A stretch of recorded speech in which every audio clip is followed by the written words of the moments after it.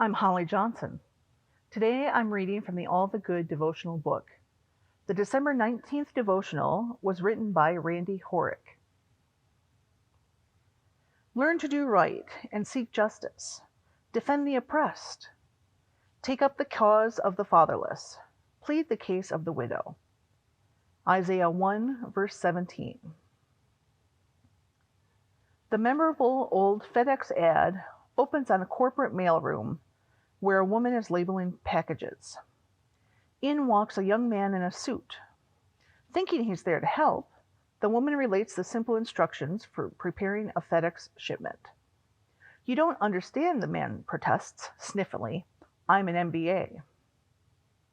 Oh, the woman replies, so I'll have to show you. Unlike the haughty young executive, we can celebrate such words as good news. God cared enough to go beyond simply explaining how we are to live. God came to live among us and show us.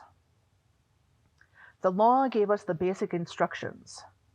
Love God with all your being and love your neighbor, created like you in God's image. The prophets added practical applications. Practice doing what is right. Seek justice always.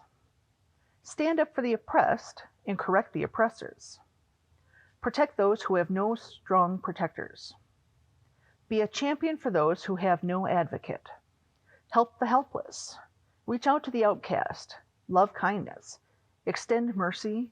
Walk humbly. The instructions were misunderstood or ignored. So in the divine person of Jesus, God came to show us. Jesus' acts continuously demonstrated how to live in God's kingdom.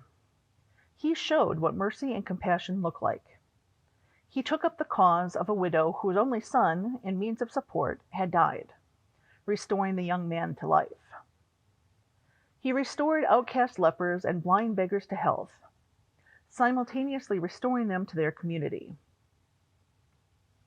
When a notoriously sinful woman crashed a dinner party held in Jesus' honor, desperate for what she believed Jesus had the power to bestow, he championed this person who had no other advocate, and showed his startled host how to practice radical, restorative forgiveness.